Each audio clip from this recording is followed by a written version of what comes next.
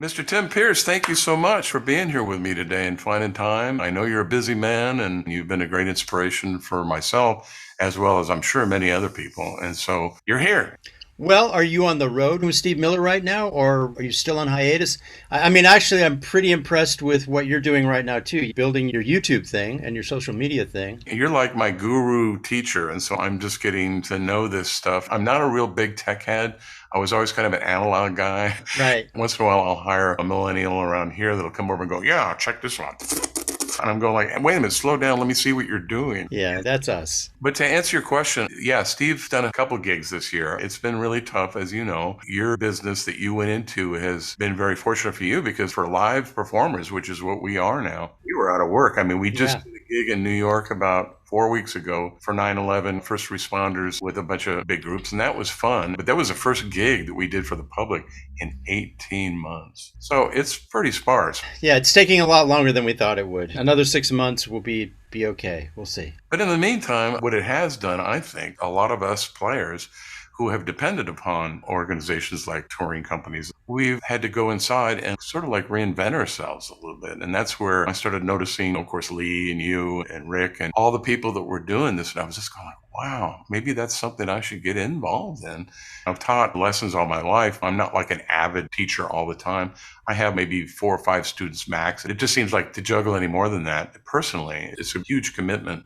So to be able to monetize it over lessons that we do online like this and record them and offer them up. So it's hopefully a robot situation. But for me, I'm still learning that and it's going to take a while. You're doing great. You're a gifted speaker. You just spoke beautifully for a couple of minutes. You're a gifted musician and a gifted teacher. So keep doing it. That's all you got to do. Just don't stop. I started 12 years ago. And the first few years were, just kind of poking around, trying to figure out how to talk in front of a camera, how to do some stuff. And it takes time. It's not an overnight thing for anybody. So, Well, you're yeah. doing great, man, and I'm hailing you.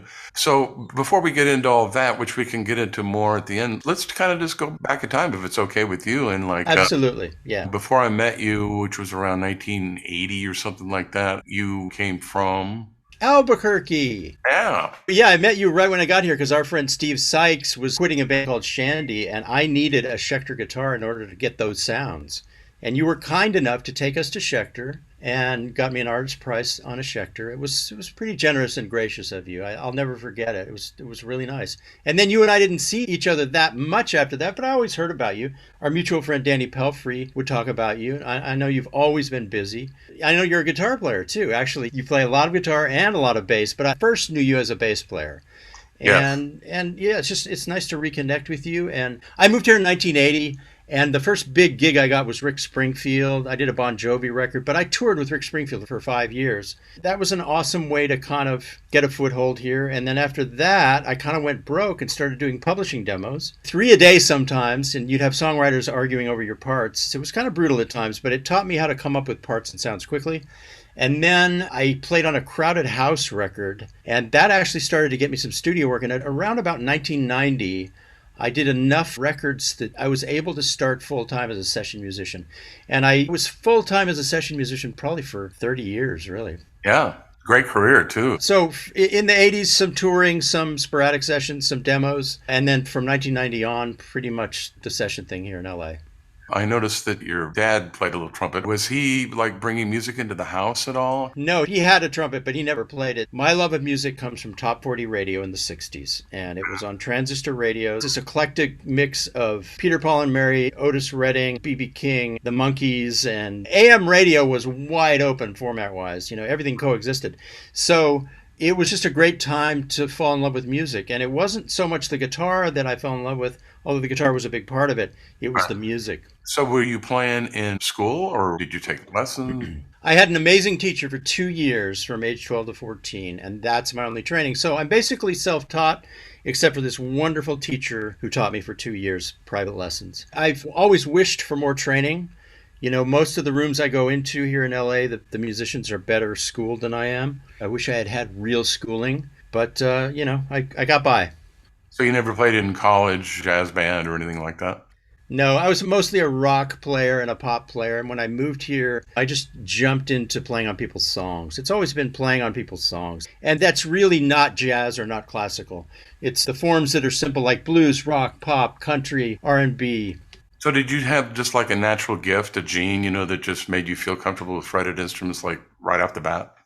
I had an obsession with lead guitar, which drove me. I know that there's an emotional component to what I do that people tuned into, but I always played from the heart, even if it was a very simple part. Even if it was an eighth note part, I tried to play it like it meant everything to me, and then that adds up. If you play every part like it means everything to you, even if they've asked you to do it out of the blue, people notice that. Everything sounded genuine, I guess, when I did it. The thing I notice about you is when you're playing is you look like you're listening to what you're playing and you look like you're happy and you're pleased. And that brings everybody into your aura. It's just a positive feeling overall. I mean, you do the same thing with conversation too, but you're talking on your guitar and it looks like you're having a good time and you're listening and we just are drawn into that experience. And that's what I noticed about you right away.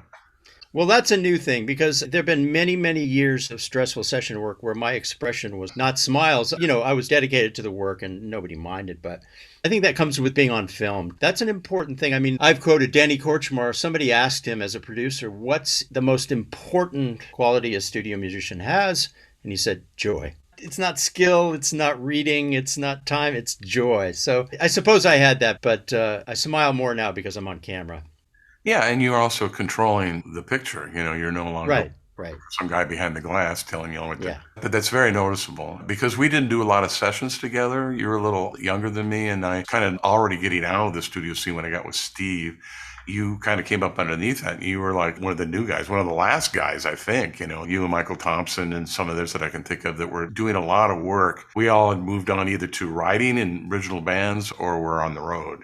Right. Because I've never noticed that part of you when you were in the grindstone. Okay, so we'll go back a little more. So you come out of high school, you come here, you meet me. I'm fortunate enough to be able to go over to Schecter and dig around the fine parts and stuff. And Dave was really, really gracious to help people out because I was the original employee for Dave Schecter. And they still have those guitars because they're built like Scandinavian furniture or something is the only way I could describe it, with military parts. But all those guitars have held up really well because they were so stable. So I'm glad you were able to get one of those. So you ended up buying a bunch of gear, I'm assuming, and then you started becoming kind of a gear guru, starting to endorse products and stuff, which is really cool. Do you want to talk about that experience a little more? Really, it was just I was trying to keep up with the Dan Huffs and the Steve Lukethers and the Mike Landows of the world. I just tried to build a rig that sounded as good as theirs, and it took me a lot longer than it should have. And then I got into like using amp heads and getting away from the rack tones. Right. And so in the 90s, music got simpler, and that was actually my asset was I brought in heads and pedal boards, and so it was more a mono band-like approach, and that's one of the things that got me working so much. I let go of the rack. I noticed that you have a basement head just like mine back there, Oh yeah, yeah, the tuxedo basement. It's great. I think that a person's touch is more important than all the gear in the world, but gear does help. And of course, there's a lore to it. I mean, look at this thing. This is my brother's guitar that I learned on. $40 silver tone with no truss rod. You could play that guitar and you sound great. Yeah, maybe. Music got simple in the 90s, and so it kind of welcomed me. Yeah, my timing was good. Music got simpler because of Nirvana, and the kind of style changed, and my simple style was welcome at that point. It was just good timing for me. I know you have a CD out. I did a CD in 1990 that I'm still proud of. It really held up. So I got it out of my system. The thing is that people ask me about doing another one, but I do a performance on YouTube at the beginning of every video. That's my solo record now. Those pieces of music, some of them I write, and I take a long time to write. It flows out random weeks on YouTube. And you don't have any problem with the copyright thing because you're the composer, right? Yeah, yeah. But I do other people's copyrights. The system works so well. I did King of Wishful Thinking by Go West last week. The copyright, they scoop it up. And I do a lot of songs where they just scoop, the writers, the publishers scoop up the copyright, and that's as it should be. I get to play over this great song. So I do it both ways. I do my own music and I actually do other people's music, and the algorithm automatically picks it up for them. Right. Yeah, that's something that a lot of the young people that are getting into this don't know anything about copyright law. And they get a little confused and frustrated, of course, because they just want to play music. And the next thing you know, people are, doing this and it starts to become a problem. But sounds like you've gotten around it really well. Is there any pointers that you can give in terms of that? What exactly are you asking? Can you just play anybody's material on a YouTube or any kind of release on social media and not have to worry about it being shut down or just Well, no, I mean, there are people who do block certain things, so it's never completely safe, but for the most part, I would say 80 to 90% of what you might use would be just automatically monetized for the creators, and you're fine. So maybe 5 years ago it was only 60%. So it's gotten way better. There are certain artists and certain bands that really do kind of stifle even now, but we're at about 90% now. There's a few. I think Led Zeppelin stops Rick Beato's stuff. You have to be careful with the Hendrix stuff. If you're teaching Hendrix, then it's fine. yeah, Janie's not too Yeah. generous with the catalog. Yeah. Yeah. But that's okay. That's all right. I mean, But hey, YouTube has a section where I forget what it's called, but they actually have a place you can go and find out the status of whether you can cover something. okay. Well, why don't we talk a little bit about when you approach soloing? Do you like to get first takes and just be real creative right off the bat, or do you like to look at the construction of the chords and kind of like invent something that's clever and different? Well, both. If you're working for a client, they're going to expect a first or second or third take. So you got to deliver that. And then maybe you'll fix the ending, but you can't stop the momentum and you can't get bogged down in trying to perfect a solo if you're working for somebody. But these days, I actually like to work at it a little bit and compose part of it, improvise part of it, take my time because I spent so many years having to do that first, second, and third take. And it's not as hard as it sounds doing a first take because you might blow the ending, you might blow the middle, you can always fix it. So I do it both ways, but for my own channel and my own music, I like to develop a solo. What'll happen is I'll play it a bunch of times and then I'll get a spontaneous take, but that's after I've kind of gotten to know it really well, gotten to know the territory. It's still spontaneous, but both ways. Cool. Okay. So when you approach the solo, do you immediately go away from the tonic scale that you would expect that you would enter on? Do you try to do substitution or come in with a different mode, come in with a relative minor type of thing? Is there any kind of technique or something you want to show on the guitar, sharing any of that? Well, sure. There are three elements that I use a lot. I'll do melodic playing that's often on one string.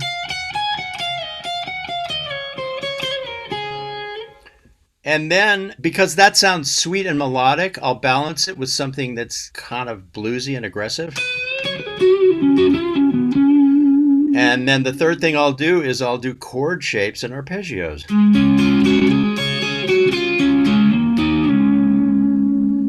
Another thing I do is I shift positions in the middle of phrases so you don't know I'm doing it. I'll go down with my index finger or up with my little finger or third finger and shift positions in the middle of a phrase. That's another thing I do. But I generally try and find the notes that rub against the chords the best. It's like if I'm playing over an F chord and it's an A minor, I love F major 7. So I'm going to go over the F. Yeah. When you're in a minor key, I love, stuff like that. If the chords are moving slowly, you have to really land on chord tones a lot. But I like the color notes too. I really do. Are you detuned right now? I am actually, yeah, because I was doing something and I had to be down a half step. So this is the guitar I picked up, yeah. Okay. That's a great technique. That's another thing people should experiment more with. It took me many years to even start experimenting with slack tunings and even tuning down to E flat. Do you have any comments about detuning or slack tuning? I don't know much about all that, but when you tune down a half step, it's great for the guitar. And even a whole step can be great for the guitar. So never be afraid to do that. And in fact, if you're in the key of D flat, the song is in D flat, tune down a half step, and then you have all the open strings and the great positions. But guitars sound and play great when they're down a half step. They just do. And that's why a lot of our favorite rock stars have spent their whole careers in the key of E flat. D's good also. But beyond that, I don't know much about open tunings. E flat is a good one. And so do you use the same size strings as you would for normal tuning? Yeah. The benefit, it's just they're even easier to play and slinkier. So yeah, absolutely. Yeah. So just keep the same strings. Yeah, right. If you hit them a little hard, you just have to tune them down a little bit and make sure they don't go too sharp. Yeah. Wow, that's cool. You did some pretty big records. I was looking at some of your discography, and I know you did Joe Cocker. You had that on one of your episodes quite a while back. What would you say your most noticeable hit that you played on? One of the biggest radio songs in history was Iris by the Goo Goo Dolls. And it's a great song. It's a 6/8 ballad. You'd know it if you heard it. That's one. Don't Dream It's Over by Crowded House. There's a few of them. I mean, I actually did 5 Joe Cocker records. I did 5 Kenny Loggins records. I just kept coming back with different producers and doing Joe Cocker records. So, And who was the producer on those? well, it was always different. It was Chris Lord-Alge and Roger Davies for a little while. Nice. And then it was John Shanks on one. Mm. And I think Peter Mokran did one. Matt Serletic. Yeah, Matt Serletic did one too.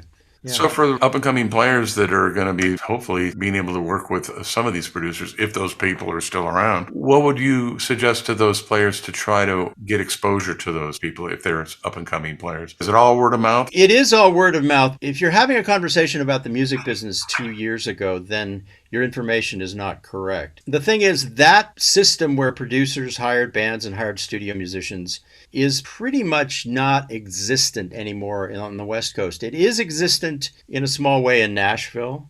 So these days, everybody's kind of on their own to brand themselves and try and get known and try and get the tours they want and try and play the records they want. I have a friend who plays with Charlie Puth, who's a really amazing young artist. But he's not a studio musician in the sense that he goes and does session work all the time. And then somebody like Bruno Mars, they'll have their people that they'll text and come play. And, it's not like calling Dean Parks or calling Steve Lukather. It's generally people that they know that are kind of unique. So that infrastructure where producers hire studio musicians, I don't think it really exists so much anymore. Where it does exist in LA is in the film and television world.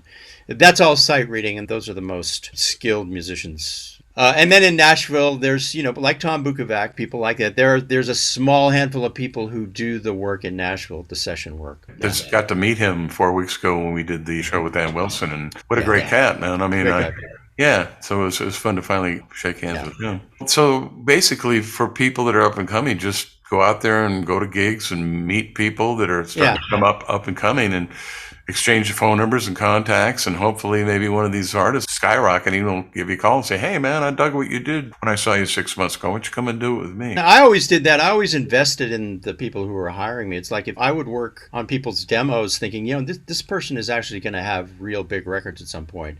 And that works. So, just make investments in people, even if they don't have the budgets, even if they're not well known, they will become well known over time. Make investments in people. And then again, like you always say, persevere and never give up. I'm trying to learn all this marketing with the master classes and everything, and trying to figure out how to get it in front of people. And I'm going to have to hire some kid to help spread my peanut butter all the way to the edge of the crust. You know what I mean? Absolutely. Absolutely. So we're all just trying to get our own customer base, people that just like who we are, because a lot of personality has to do with it. You're selling yourself along with the music. So what's on the horizon for you, and where can people go to get into your master classes or your books or anything else you got going on? Well, it's really easy. You could Google me and it would all be right there. But if you go to the YouTube channel, there is a link for the masterclass underneath every video. And that's really what it is. It's the YouTube channel is the fun and the free content. And then if you decide you want to take the free trial in the masterclass, the links are all there. And there's a website on the masterclass. So yeah, that's it. I do have an Instagram, but I've kind of shut that down. I find life is better for me without Instagram and Facebook. So it's YouTube for me, YouTube. Yeah, and that's really amazing because it's a tool that you pioneered in, and people are just kind of playing catch up, frankly. And I've noticed a lot of people are moving more towards Instagram, but at this point, I think that the full length stuff that we need to do, like this is probably going to end up being 20 or 30 minutes. It's you want to be able to have that storage. You want to be able to have people that are used to watching stuff that long. Yeah, YouTube is better. That's great. So what's on the horizon? Anything new coming up that... Well, my world has changed a lot. I did some work with Bob Dylan in the spring. We did 30 songs, kind of sat in a circle and did 30 songs for a couple of different projects. Wow. With Don Was and Greg Lease. That was an amazing thing. But these days, I pretty much shy away from session work. Because the web business is so good and it's so satisfying, and I have 4 employees, so I really do have to devote most of my time to it right now. But it's great. I did sessions for 40 years, and now I only do sessions for family and friends. because the web business is so much more, it's my own thing. It's a product rather than a service. So I don't have to be there to earn the money. That's the nice thing. And I get to reach the audience directly. You know as well as I do that as musicians, we're generally backing up a star. And not that I'm a star, but I do get to reach an audience directly, one-on-one. And that's a first. So I know you're experiencing it now, too, with your YouTube channel. It's a wonderful thing. It really is. Yeah, it's a slow build, and every one of those people that become subscribers are clicking on that because they want to know what you're going to do next. They're not good right. if it's a trend. They want to be invested in you, which I think is really cool. Wow. Okay. There's so many thoughts going through my head right now. I'm just like, wow. But the thing that's most important is that you approach your music now more as a joy in your life rather than being a grind. And that's the thing that is showing in your face, that smile, that's so cool. Yeah. And it's still, the work is hard. Nothing ever comes easy. Sometimes things come easy, but you have to work hard to get good performances and good sounds and good concepts. But it is a joyful thing. Yeah, it's nice. So as far as content, consistency, I mean, can you get away for a vacation? Can you leave it alone for a few weeks? Yeah, I took 3 weeks off once and had a really big video after 3 weeks off. I've done that before. I only do 3 videos a month. Some people do 3 videos a week. Wow. I sometimes do 4. I used to do once a week, and now I do 2 to 3. Sometimes I just do 2 videos a month. And I'm able to hold my footprint and not backslide. But yeah, I can take a week off. Absolutely. It's an interesting visual, holding your footprint. That's really what it is, because when you don't post, the numbers start to go down. But as long as I keep them at a certain level and then, puff them back up, then I'm happy. So basically, it's like a television station in a way. And you're a company. Totally, yeah. Broadcasting network. Absolutely. It's exactly what it is. That's cool. That's really cool. Well, you want to play something, or you want to just... I'm actually good. I mean, you can see so much of me playing if you just go to the YouTube channel. I open every YouTube video with something I've worked really hard on. To me, the talking to an old friend and a talented musician like you is... Okay, I'll upload one of your pieces and I'll just put it on the background as a fake. That would be awesome. And Guy, you're so great at this. You made me feel really comfortable and you asked a lot of really good questions. I'm sure all your guests really love your show, and I'll definitely spread the word. Absolutely, Kenny. Well, thanks. Absolutely. I appreciate it. And thanks for taking the time. I know that you're busy as heck. You're probably going to go into editing mode as soon as you get off here. Who knows? Something. There's always something. Yeah, it's pretty scattered. There's so many things. Like for me, customer service, I'm the front edge when somebody has a problem with a password or a payment. Right. I'm the polite front edge of that, and then I hand it to my customer service, my webmaster, and she actually solves the problem.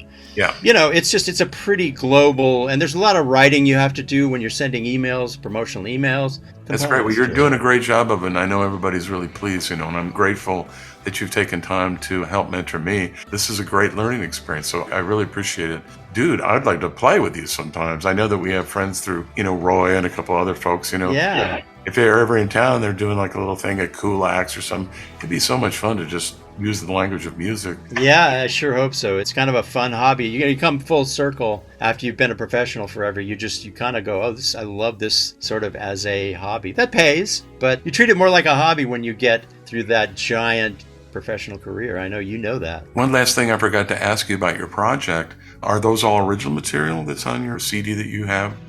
Yeah. Okay. So that's all original. Great. So you're a writer.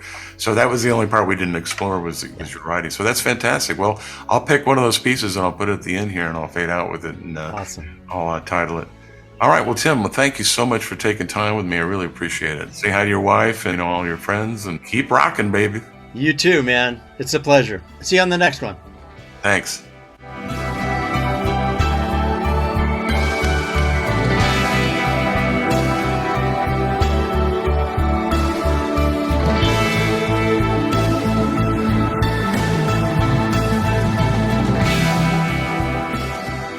Wow. Well, that was an incredible piece of music we just heard by Tim Pierce. I just thank him so much for being able to find time from his YouTube channel production to give us that advice that he's found, using YouTube as a place to market himself, his personality, his products, his master classes. It's just a really great format, and we just thank him for sharing all that knowledge that he's garnered over the last decade, being a pioneer in YouTube broadcasting. And what a great player. So, thank you for tuning into this channel of mine. If you like it, like this video and also subscribe to my channel because that's what this is all about. And thanks for tuning in. This was just an incredible interview with Tim. And I just thank you so much for tuning in the last year or so that I've been doing this. I'll be gone for about 3 weeks, so I won't have anything up for a while. But the next person that I'm going to have is really going to be a big surprise, which I'm going to keep a secret for now. I'll make that announcement in a couple of weeks when we get ready to do that. Thanks for tuning in to Fred Friends. Stay tuned always, and we'll see you on the next one.